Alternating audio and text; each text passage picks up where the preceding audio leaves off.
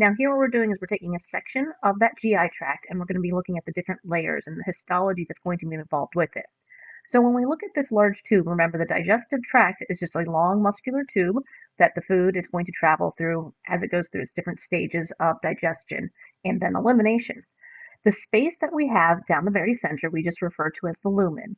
The lumen is created by our innermost layer, which we refer to as the mucosa layer. So you can see the mucosa here. It's going to have these little circular folds that are going to be on the exterior that's going to increase our surface area. Below the mucosa layer, we will have the submucosa. That submucosa is then going to be followed by muscular layers, at least two muscular layers. The majority of your digestive tract will have two muscular layers to them. You will have a circular muscular layer and you will have a longitudinal muscle layer. And then finally, the outside is going to be the serosa. The serosa is going to run continuous with our mesentery that we talked about in the previous slides. So the mesentery is here. You can see here, this is a good view of the mesentery, which is going to be that double membrane system.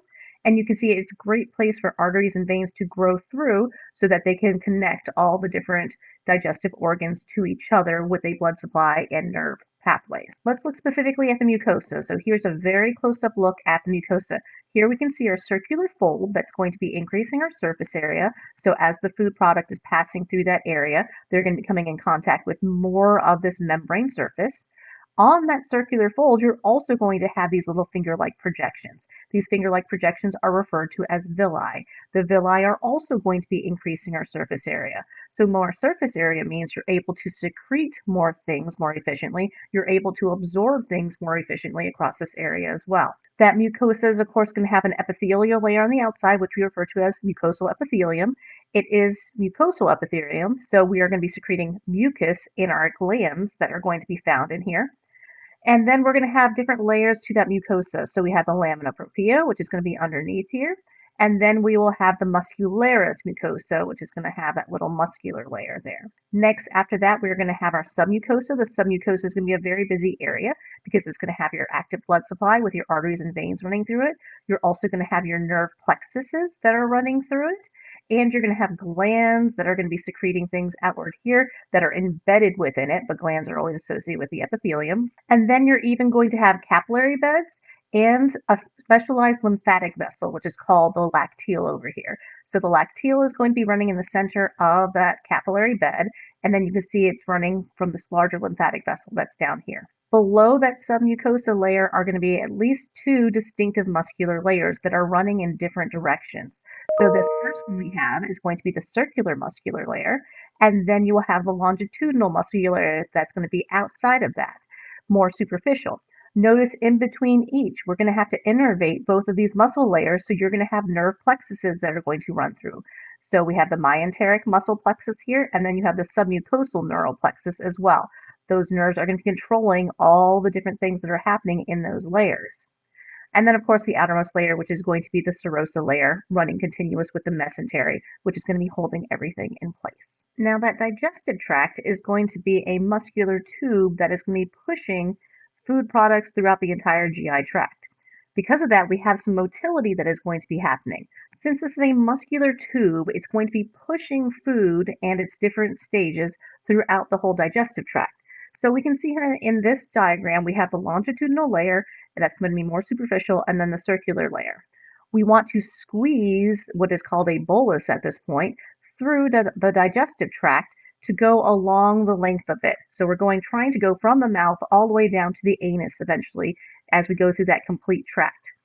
We're going to have rhythmic contractions that are going to take place, and we refer to these as peristalsis.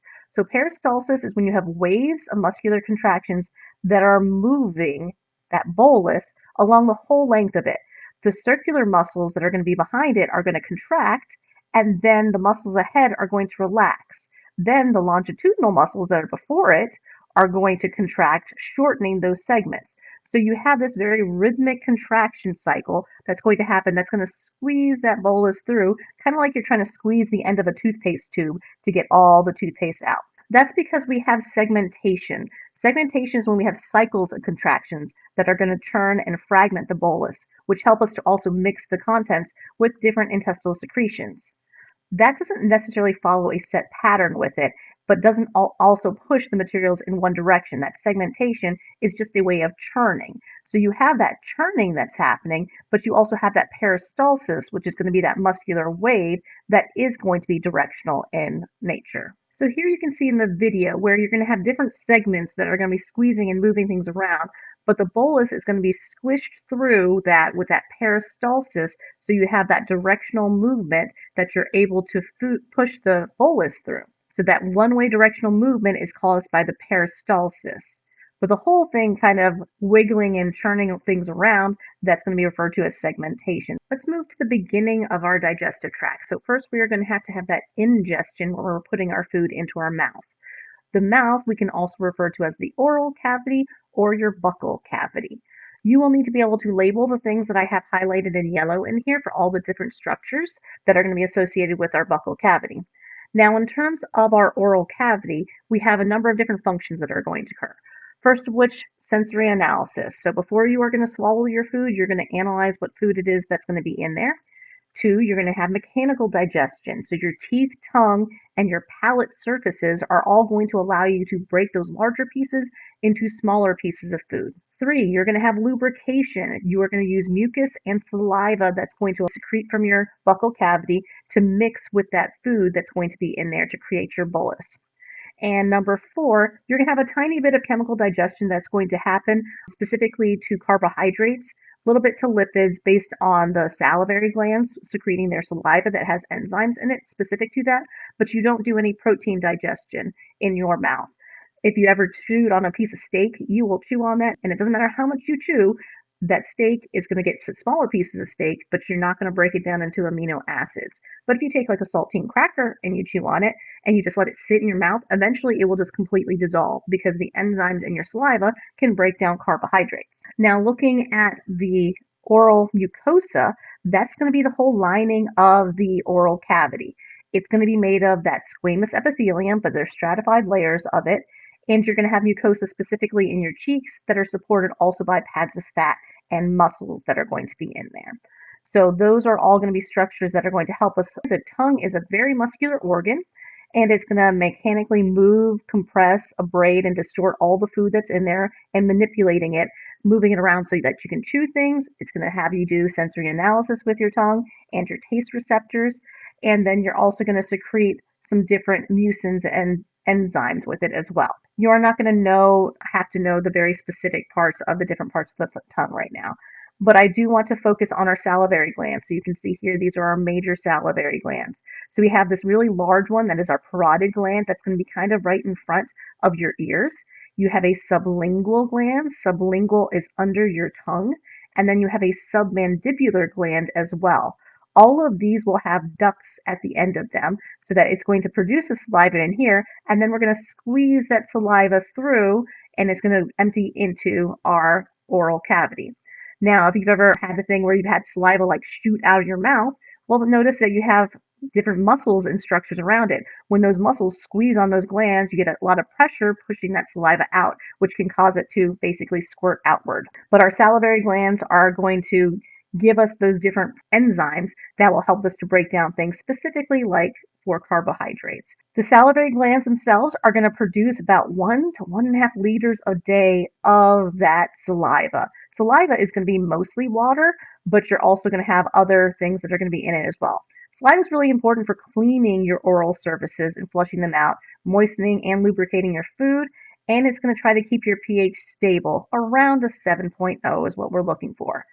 Having saliva also is going to help to control the bacteria populations that are going to be in there because we are going to have antibodies and enzymes in there that will help to kill bacteria. It's also going to help to dissolve some of the chemicals and stimulate your taste buds.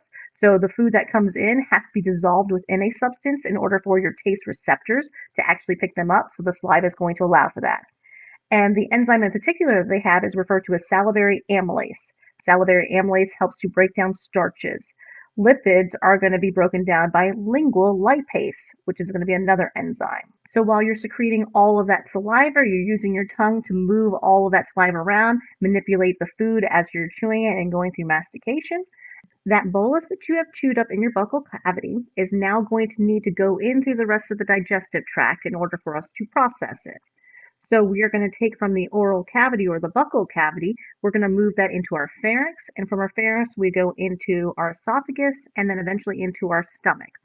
So what we're looking at here is referred to as deglutition, and it is that process of moving that bolus through until we can get to the stomach. So deglutition is basically the fancy name for swallowing. So our first part of deglutition is going to be our buccal phase. The buccal phase is the only voluntary phase that we have here. We decide that we have chewed our food enough and we want to go ahead and swallow that food. So it's going to begin by taking our tongue and pushing all that food up to the top of our palate and then down to the back side of it. Now, if you take your tongue and you run it along the roof of your mouth right now and you feel those ridges, the bony structure is going to be your hard palate. If you continue taking your tongue backward until you feel that smooth, softer layer, that smooth, softer area at the top is referred to as our soft palate. And that soft palate is going to extend downward into that little hangy ball that we refer to as the uvula. The soft palate and uvula are going to try to make sure that that food doesn't go up into your nasal cavity and out your nose, and instead it's going to go downward into your esophagus. So we retract that tongue and push it back and force that food into the back part of our throat. So that part of our throat is referred to as the oropharynx. It is directly behind your oral cavity. So when you open up and say, and you look all the way back, that's your oropharynx. Your pharynx has three parts to it. This is the oropharynx, which is the middle section. The part above it is referred to as the nasopharynx, but that's part of your respiratory system. We don't want food up in there. So our soft palate is going to help to close that off. From there, our oropharynx, we are going to want that food, that bolus, to go downward into our esophagus and not into our respiratory structures. So that's going to lead us into step 2, which is our pharyngeal phase, or within our pharynx, essentially. The pharyngeal phase is going to be involuntary. So as that bolus went to the back of your throat area into your pharynx, the receptors were going to detect that food there. And once those were going to be detected there, that is actually going to trigger our swallowing reflex. And the swallowing reflex you do not have any control over. Once it detects that those are there, it is going to involuntarily push that downward. Now, we need to avoid our respiratory structures. So just like we had with the uvula and soft palate above, closing off our respiratory structures above where our nose was going to be, we want to close off our respiratory structures, which are now going to be lower. So we do not want food or drink to go into our voice box, which we call our larynx. We do not want it going into our trachea or our windpipe, and we certainly don't want it to go into our lungs. So we need to close off that area to make sure food is going to go posteriorly into the esophagus. The tube in front is going to be the trachea. So if you take your fingers and you rub it up and down your neck, right around the center where your Adam's apple is going to be, and then run downward with it, running inferiorly, you'll feel all those ridges. That's your trachea. Your Adam's apple is part of your larynx. So we don't want any food in those structures. So the way that that works is once you have initiated that swallowing in your buccal phase, and then our swallow reflex is going to be taking over, our larynx is going to be lifted upward. And as our larynx is going to be lifted upward, it's going to fold down this flap, which is called the epiglottis.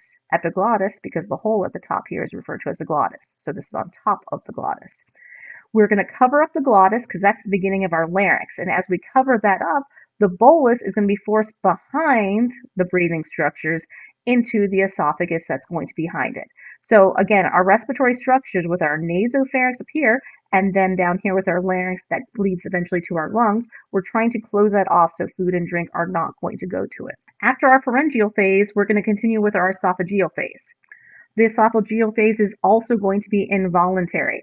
So once we have passed where that larynx and breathing structure is going to be, we're just going to be using peristalsis, all those waves of contractions that we saw earlier that are going to allow us to use our longitudinal and circular muscles to squeeze that bolus downward. We're going to go all the way through our thoracic cavity, so behind, posterior to where our heart and lungs are going to be, going all the way down.